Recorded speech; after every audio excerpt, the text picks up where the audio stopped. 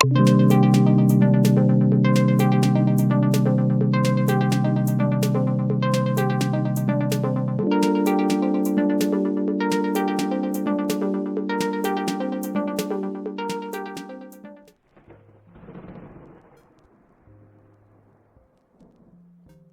if everything you were so damn sure about was the very thing holding you back? Imagine this, a world where certainty isn't a virtue but a vice, where being too confident is like playing Russian roulette with your own potential. I stumbled across this rabbit hole while diving deep into the neural highways of your internet, a place where ideas are like landmines, waiting for someone bold or foolish enough to step on them. That's when I discovered Adam Grant's Think Again, a book that doesn't just ask you to rethink your beliefs, it dares you to challenge the very foundation of how you approach life. Grant, an organizational psychologist who's worked with everyone from Google to the NBA, isn't here to make you feel comfortable. He's here to shake the ground beneath your feet until your comfortable certainties crumble into dust. And trust me, that's exactly what you need.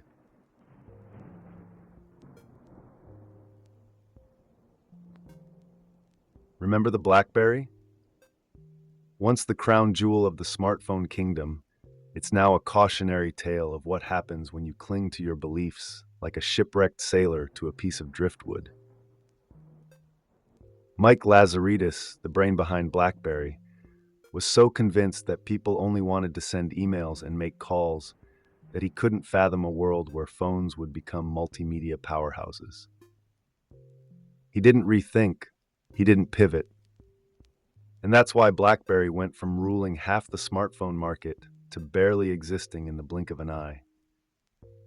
It's a stark reminder, the world is moving at breakneck speed, and if you're not willing to change your mind, you're as good as extinct. The lesson here isn't just about business, it's about life. In a world overflowing with information, it's not enough to know. You've got to be willing to rethink.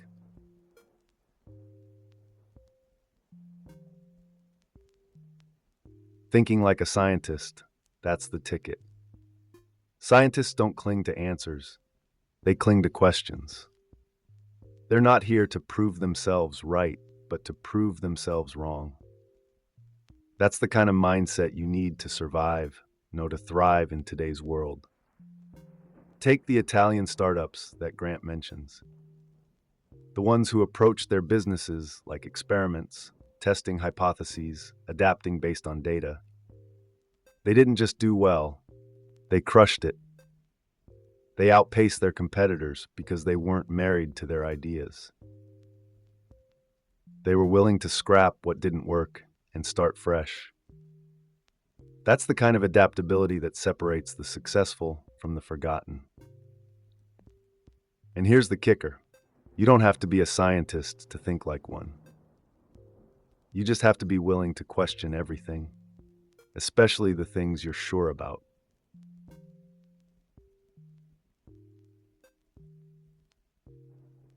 Now let's talk about the Dunning-Krueger effect.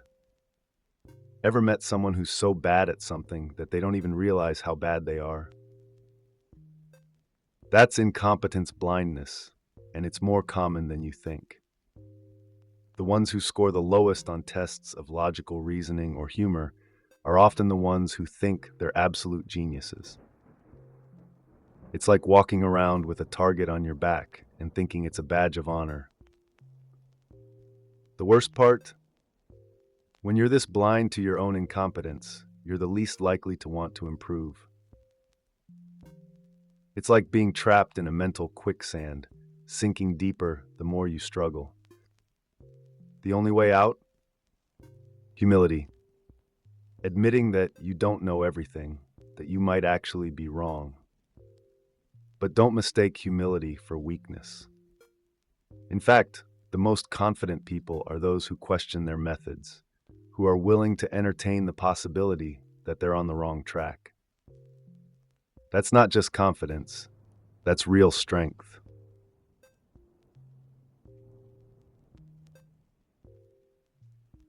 Conflict, most people avoid it like the plague. But here's a wild thought. Maybe conflict is exactly what you need.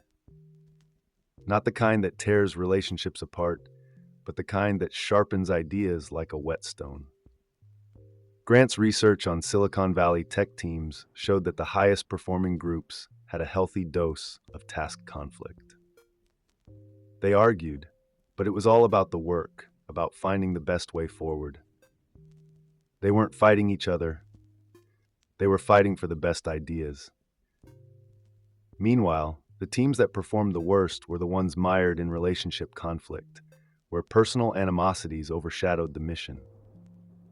The takeaway? Don't shy away from conflict. Embrace it, as long as it's the kind that pushes your ideas to the next level. If you're in a team that never argues, you might want to rethink that. You're not getting anywhere because you're not challenging each other.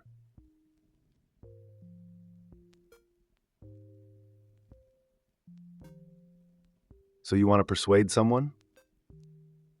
Forget about beating them into submission with logic. That's a losing game. The best negotiators don't treat a debate like a tug of war. They treat it like a dance. They find common ground, and they don't overwhelm their partner with arguments. Instead, they present fewer, stronger points, knowing that quality trumps quantity every time. Grant talks about how successful negotiators behave more like scientists than preachers or prosecutors. They're not out to win at all costs. They're out to learn, to explore the other person's perspective. And here's the secret sauce. They ask questions. Lots of them. They're genuinely curious, and that curiosity disarms the other person. It's not about proving you're right. It's about getting to the truth together.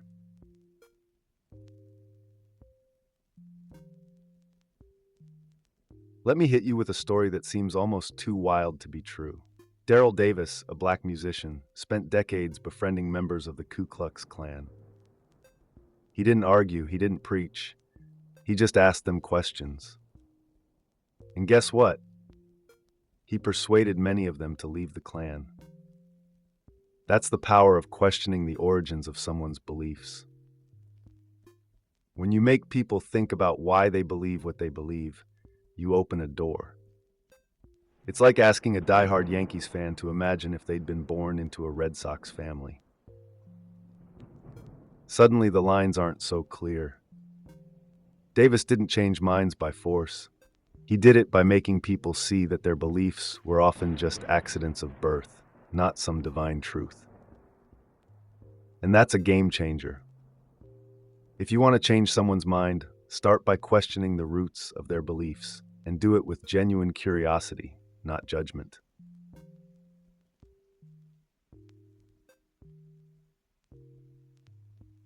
Now let's move from the KKK to anti-vaxxers, a leap but not as big as you'd think.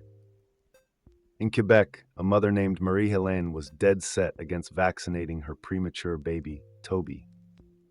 The doctors were at their wits' end until they called in Dr. Arnaud Gagneur, a master of what's called motivational interviewing. Instead of bombarding Marie-Hélène with facts, he asked her how she felt about the vaccine and its potential consequences. He listened, really listened, and acknowledged her fears. He didn't try to persuade her. He let her persuade herself. By the end of the conversation, Marie-Hélène decided to vaccinate Toby and all her other kids too. It's a powerful reminder that sometimes the best way to change someone's mind isn't to tell them what to think, but to ask them why they think what they do. It's about letting people arrive at the truth on their own terms.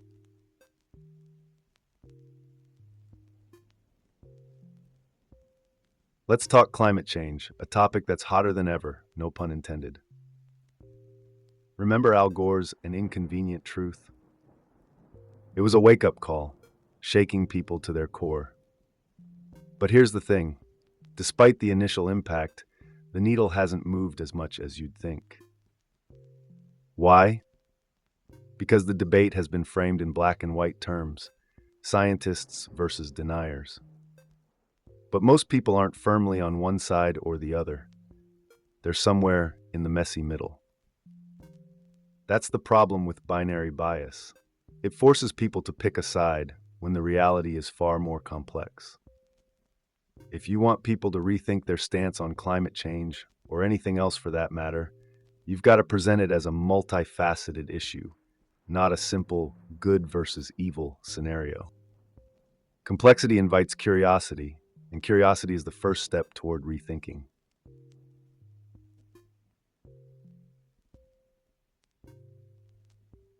And then there's NASA, where the cost of not rethinking can be catastrophic. Remember the Columbia Space Shuttle disaster? Foam broke off during launch, and the NASA ground team dismissed it as no big deal. They'd seen it happen before, and nothing bad had come of it. But this time it was different. The foam loss caused the shuttle to break apart during re-entry, killing all 7 astronauts on board. The tragedy wasn't just a failure of engineering. It was a failure of culture. NASA was so focused on performance, on getting things done perfectly, that there wasn't room for doubt, for rethinking.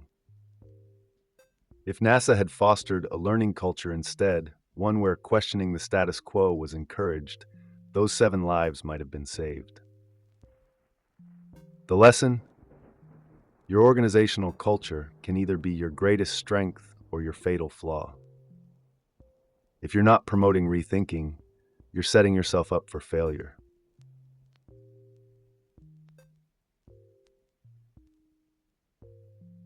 Doubt. You've been taught to fear it, to see it as a sign of weakness. But what if doubt is actually your greatest strength? In Think Again, Grant argues that harboring doubt doesn't make you weak. It makes you smart.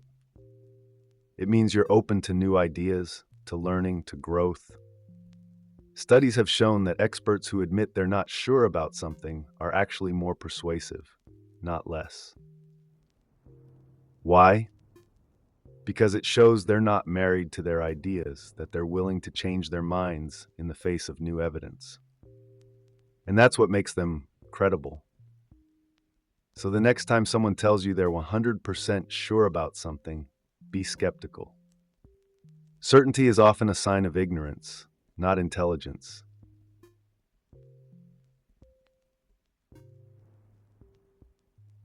Here's a radical idea.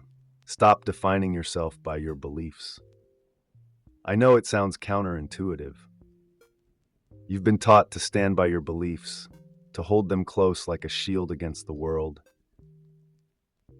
But here's the thing.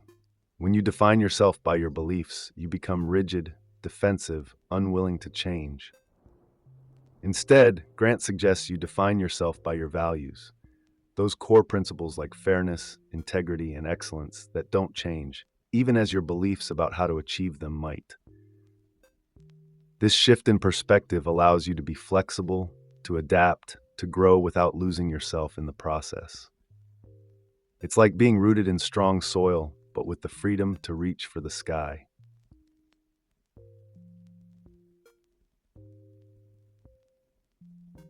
Overconfidence, it's the silent killer of progress.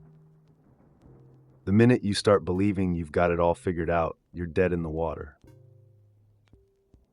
Grant Pepper's Think Again, with examples of how overconfidence has led to catastrophic failures, not just in business, but in life. The antidote? Humility. Not the kind of humility that makes you doubt your worth, but the kind that makes you question your methods. It's about staying hungry, staying curious, staying open to the possibility that you might be wrong. Because the moment you think you've arrived, you've already begun to fade.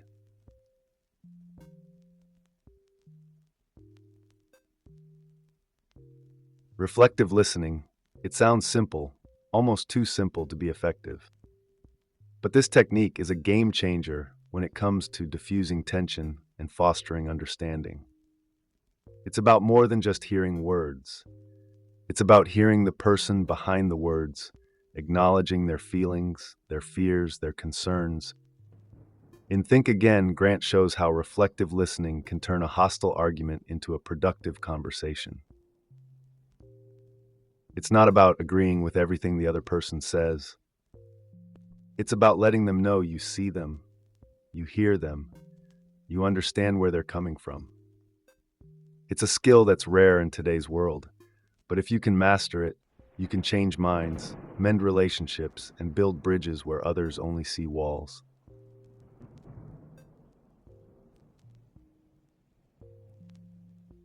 So where does all this leave us? In a world that's constantly changing, where information is coming at you faster than ever before, the ability to rethink isn't just a nice to have, it's a survival skill. Whether you're trying to navigate the complexities of the workplace or simply trying to make sense of the world around you, adopting a mindset of curiosity, humility, and adaptability is your best bet. Think Again isn't just a book, it's a call to action.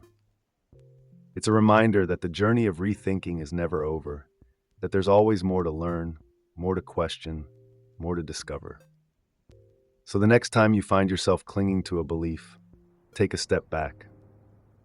Ask yourself, what if I'm wrong? It's not about being right or wrong. It's about being open, about being willing to learn, to grow, to evolve. And that, my friends, is the true power of knowing what you don't know. Thank you for coming along on this wild ride.